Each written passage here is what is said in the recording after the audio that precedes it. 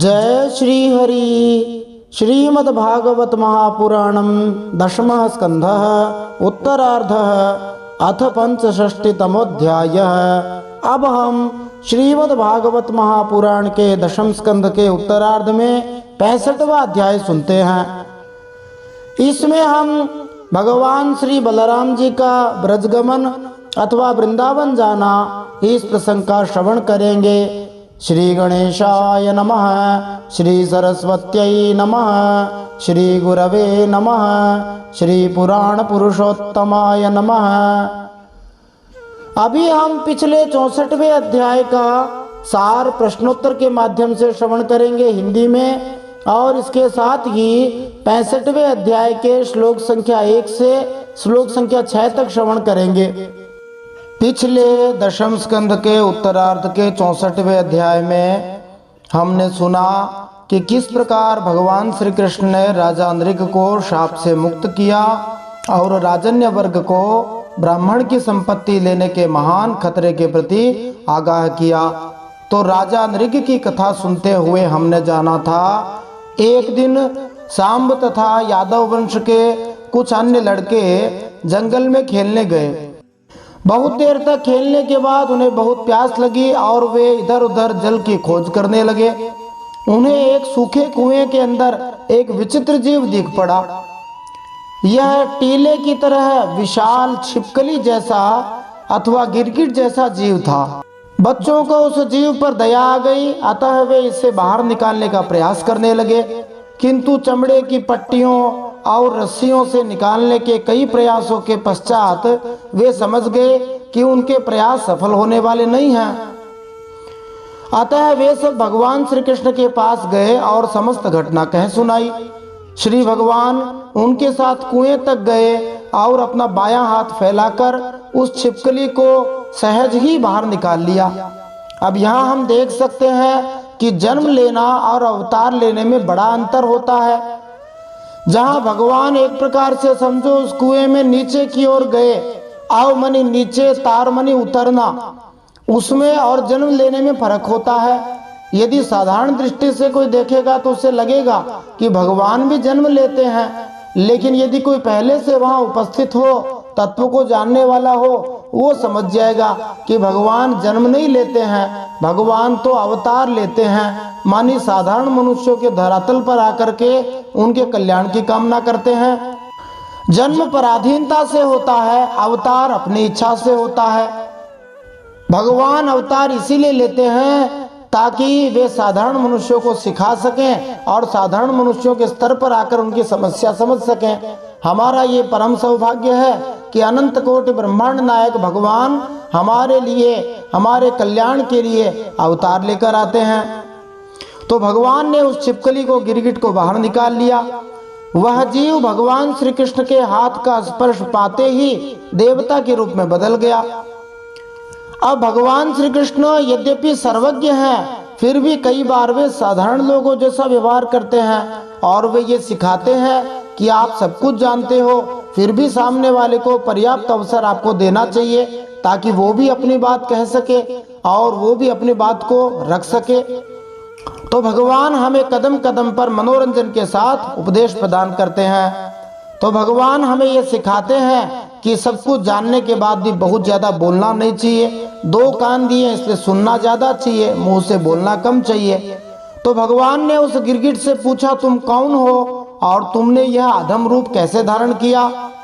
तब राजा नृग ने, उस दैवी जीव ने उत्तर देना आरंभ किया, मेरा नाम राजा नृग था, मैं इक्ष्वाकु का पुत्र था, मैं दान देने के लिए विख्यात था। क्या आपने मेरा नाम दानियों की गिनती में नहीं सुना है? मैंने अनेक ब्राह्मणों को असंख्य गायें दान में दी हैं। कितनी गायें दान में दी हैं? तो कहा, पृथ्वी के धूल कण गिन सकते हैं, आकाश के तारे गिन सकते हैं, वर्षा में जल की धाराएं गिन सकते हैं, परंतु मैंने जितनी गायें दी उनको कोई नहीं गिन सकता है। अथवा यूँ समझो, जितने धूलिकण हैं, जितने तारे हैं, जितनी वर्षा की धाराएं हैं, उतनी गायें दान में दी। तो दान देने वालों को राजा नृग की इन गलतियों से सीखना चाहिए। पहले तो राजा नृग ने खूब अभिमान प्रदर्शित करते हुए कहा, मेरे जैसा कोई दानी नहीं, फिर अपने दान का बखान बहुत बढ़ चढ़कर करने लगा। फिर उस दान की जितनी भी श्रेणियां थी, जितनी भी लिस्ट थी, वो सबकी सब भगवान के सामने रख दी और कहा मैंने ये दिया, मैंने वो दिया। इस प्रकार के बखान करने से दान का महत्व घट जाता है। दान के बारे में तो कहा जाता है कि दायां हाथ दे और बाएं हाथ को पता ही न लगे। किसी भक्त ने कहा है, देनहार कोई और है, भेजत है दिन रैन, लोग भरम हम पे करे, तासो नीचे नैन।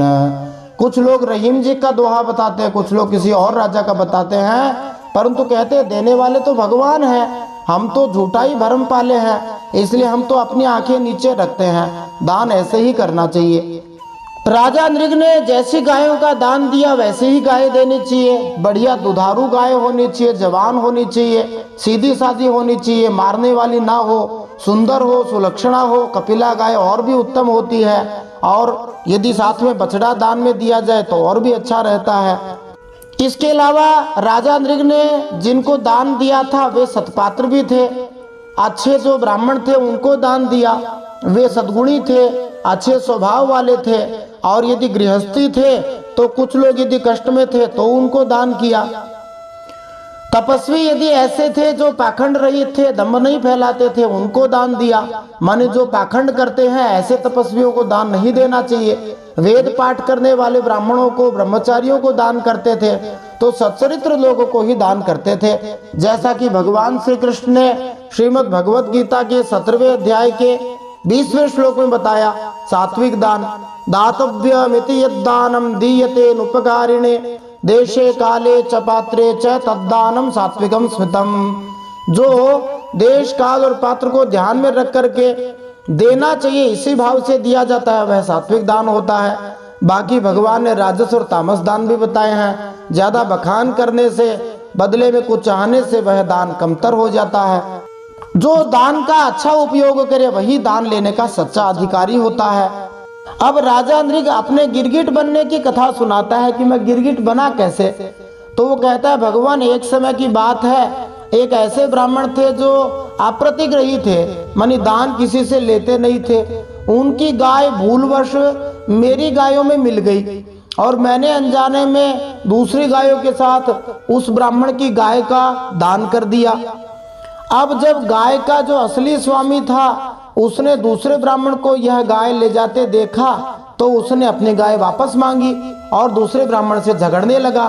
कुछ देर तक झगड़ते रहने के बाद वे राजा नृग के पास आए और राजा नृग ने उनसे कहा कि इस एक गाय के बदले में आप 1 लाख गाय ले लो और अनभिज्ञता में हुए मेरे इस अपराध को क्षमा कर दो।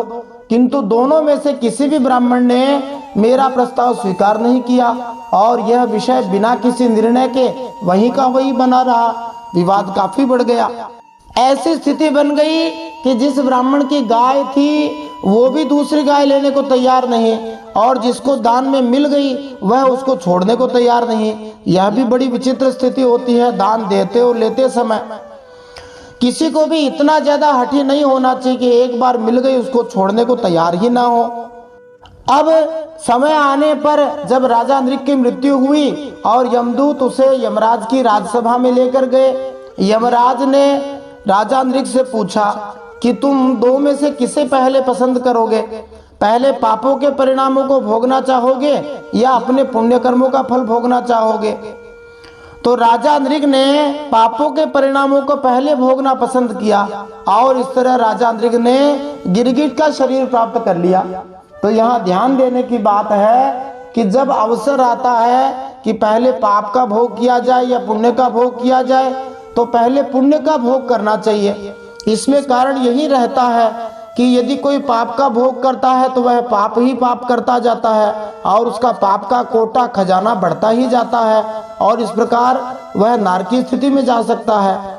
इसको हम इस प्रकार भी समझ सकते हैं, जैसे कोई व्यक्ति बहुत सारा धन होने के बाद भी दुख पाता रहता है और इसी आशा में जीता रहता है कि भविष्य में इस धन का अच्छा उपयोग करेंगे, इस धन से ये करेंगे वो बनाएंगे, और ऐसा करते करते यदि कदाचित उसकी मृत्यु हो जाए अथवा ऐसा करते करते उसका शरीर बीमार हो जाए तो वह उस धन का अच्छा उपयोग नहीं कर पाएगा।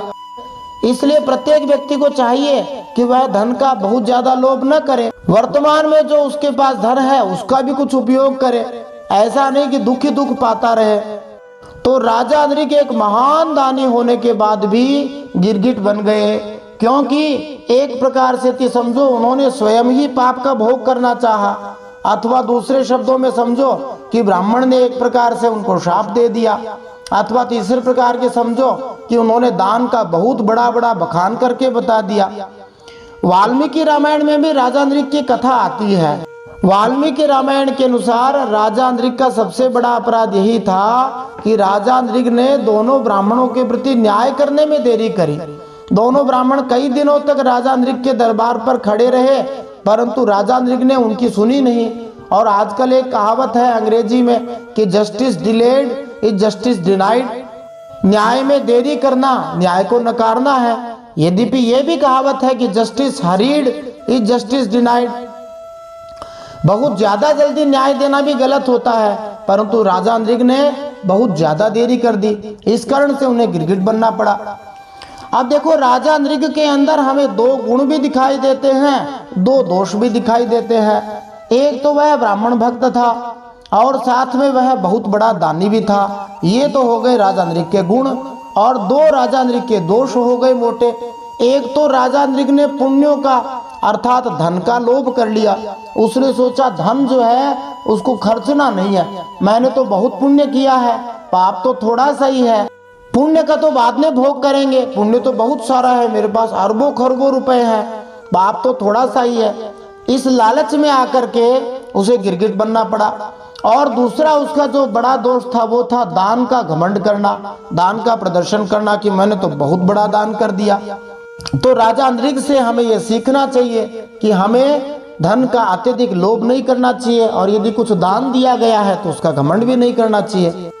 यद्यपि भक्तों के लिए एक बात ध्यातव्य है कि मोक्ष अर्थात वैकुंठ की प्राप्ति उसे ही होती है जो पाप पुण्य दोनों से ऊपर उठ जाता है। पाप कभी करता नहीं है, और जो पुण्य करता है वह श्री भगवान के चरणों में अर्पित कर देता है, क्योंकि पाप करने से नरकों में जाना होगा, पुण्य करने से स्वर्ग में जाना होगा।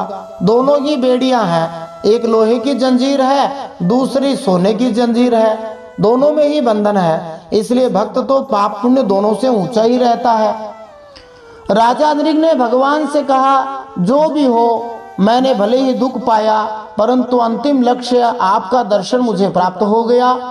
आपकी कृपा से मेरे पूर्व जन्मों की स्मृति नष्ट नहीं हुई। पूर्व जन्मों की स्मृति के बारे में एक भक्त ने गाया है, हम 4 पंक्तियां गुनगुना लेते हैं।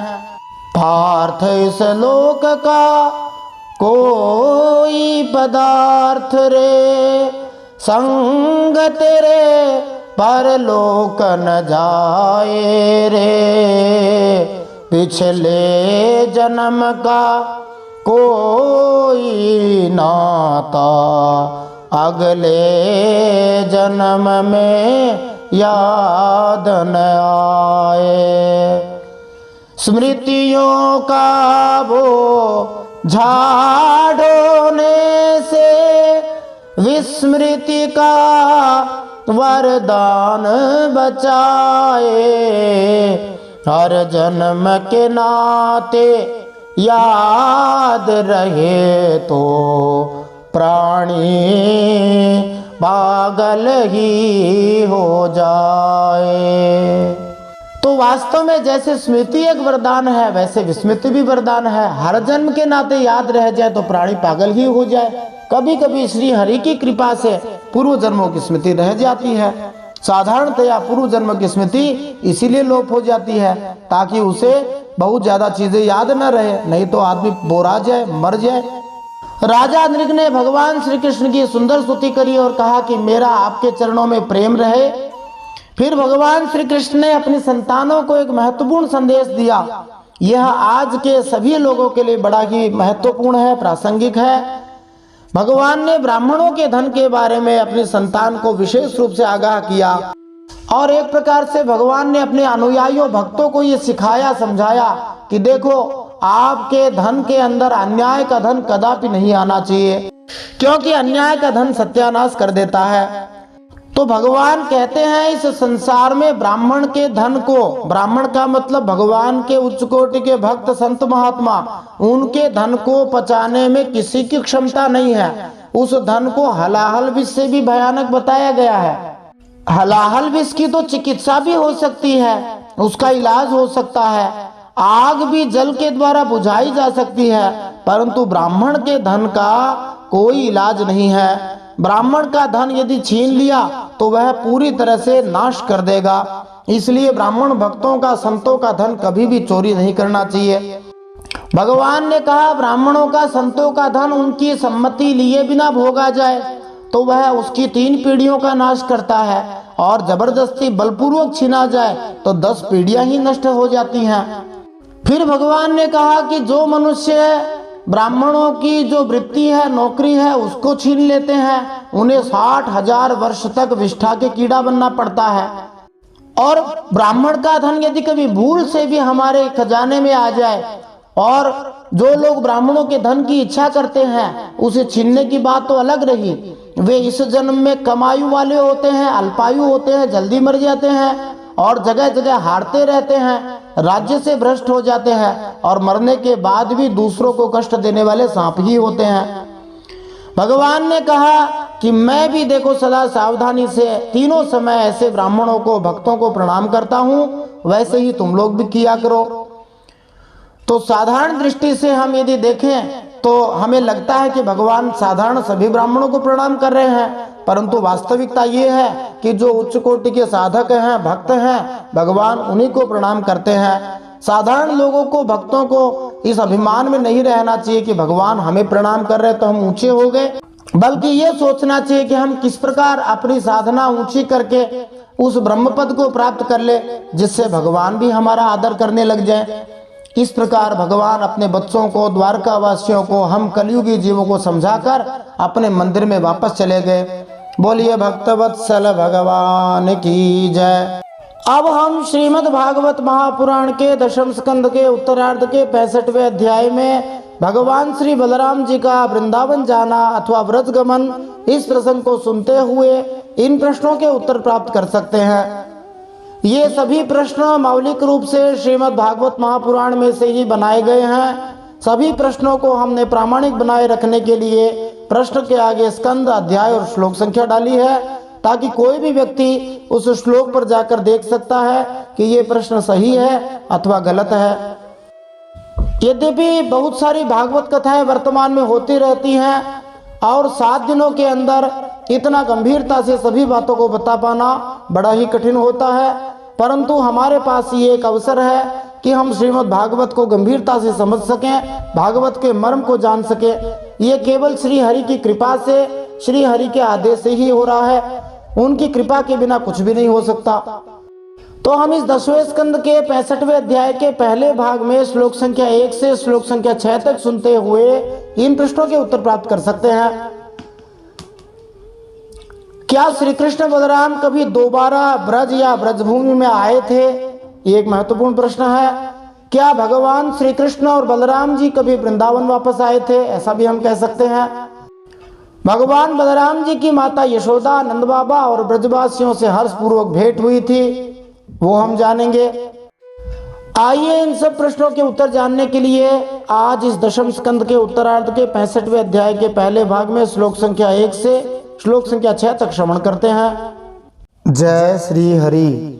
नारायणं नमस्कृत्य नरं चैव नरोत्तमं देवीं सरस्वतीं व्यासं ततो जयमुदीरयेत्।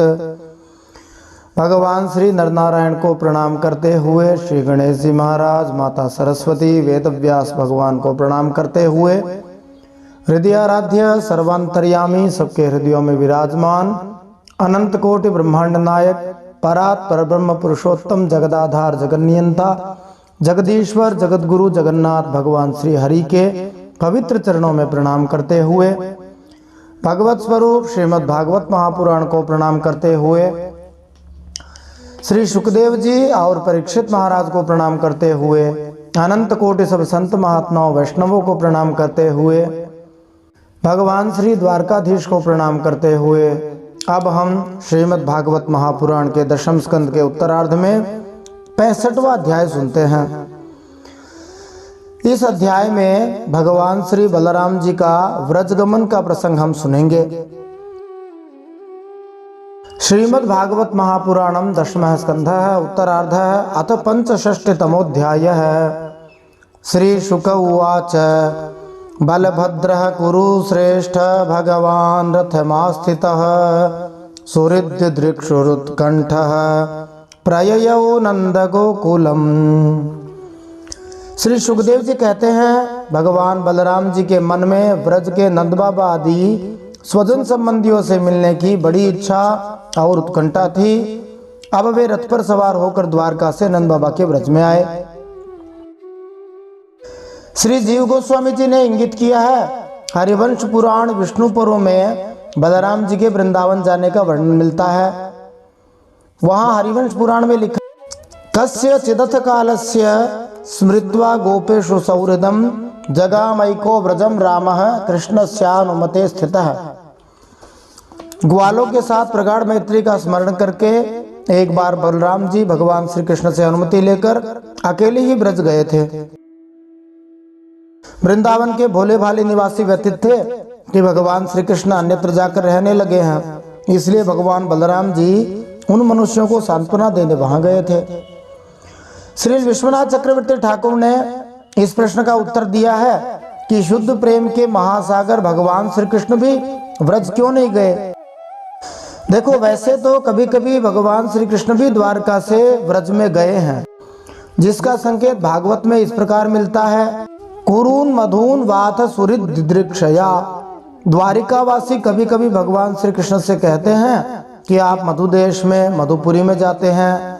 विष्णु पुराण और पद्म पुराण के एक एक अध्याय में भगवान श्री कृष्ण के पुनः व्रज में आने का वर्णन लिखा है, पर बलराम जी की व्रज यात्रा का प्रसंग केवल भागवत में ही है।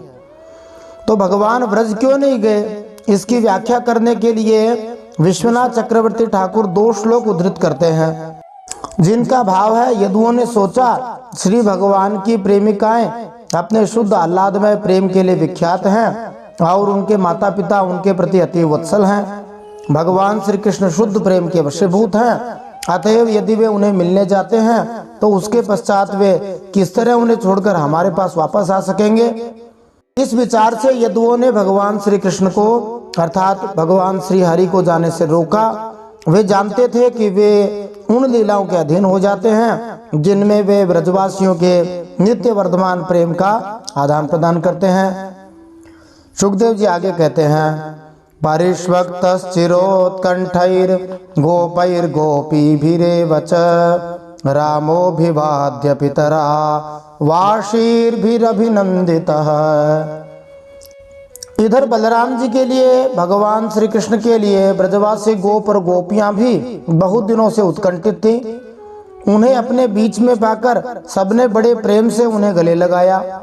बलराम जी ने माता यशोदा, नंद बाबा को प्रणाम किया। उन लोगों ने भी आशीर्वाद देकर बलराम जी का अभिनंदन किया। श्री विश्वनाथ चक्रवर्ती ठाकुर ने लिखा है, हम भगवान बलराम जी का बारंबार यशगान करते हैं। यद्यपि वे नित्यानंद अर्थात सनातन आनंद के मूल रूप हैं, किंतु ब्रजवासियों के प्रति अपने प्रेम के कारण बलराम जी को वेदना का अनुभव हुआ था, अतः वे भगवान श्री कृष्ण को छोड़कर भी उन्हें मिलने गए थे। चिरम नः पाहि दाशार्ह सानुजो जगदीश्वरः इत्यारोप्यांकमालिंग्य नेत्रैः शिशिचतुर्जलैः। यह कहकर कि बलराम जी तुम जगदीश्वर हो, अपने छोटे भाई भगवान श्री कृष्ण के साथ सर्वदा हमारी रक्षा करते हो, बलराम जी को गोद में ले लिया और अपने प्रेमाश्रुओं से उन्हें भिगो दिया। नंद बाबा और यशोदा जी ने बलराम जी से खूब प्रेम किया। गोप वृद्धाश्च विधिवद यविष्ठैरभिवंदितः यथा वयो यथा संख्यम यथा संबंधमात्मनः। इसके बाद बड़े बड़े गोपों को तो बलराम जी ने प्रणाम किया और छोटे छोटे गोपों ने बलराम जी को नमस्कार किया, जो कि परंपरा है, बड़ों को प्रणाम किया जाता है। वे अपनी आयु, मेलजोल और संबंध के अनुसार सबसे मिले जुले। समुपेत्याथ गोपालान हास्य हस्त ग्रहादिभिः विश्रांतं सुखमासीनं पप्रच्छुः पर्युपागताः पृष्टाश्चानामयं स्वेषु प्रेम गद्गदया गिरा कृष्णे कमलपत्राक्षे संन्यस्ताखिल राधसः। ग्वाल वालों के पास जाकर किसी से बलराम जी ने हाथ मिलाया बराबर वालों से, किसी से मीठी मीठी बातें की जो प्रेमी थे, किसी को खूब हंस हंस कर गले लगाया जो मित्र थे। इसके बाद जब बलराम जी की थकावट दूर हो गई, वे आराम से बैठ गए, तब सब ग्वाल उनके पास आए। इन ग्वालों ने कमल नयन भगवान श्री कृष्ण के लिए सभी भोग, स्वर्ग और मोक्ष तक छोड़ रखी थी।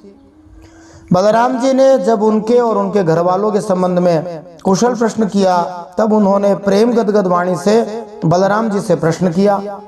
कथा को पूरा सुनने के लिए आपका बहुत बहुत धन्यवाद। Thanks for watching this video. इस कथा को ज़्यादा से ज़्यादा हरि भक्तों में शेयर करना न भूलें। यदि आप चैनल पर नए हैं तो चैनल को सब्सक्राइब करना न भूलें। पीछे के यदि आप भागवत जी के अध्याय सुनना चाहते हैं तो आप प्ले लिस्ट में जाकर देख सकते हैं, जिसका लिंक आपको डिस्क्रिप्शन में मिल जाएगा।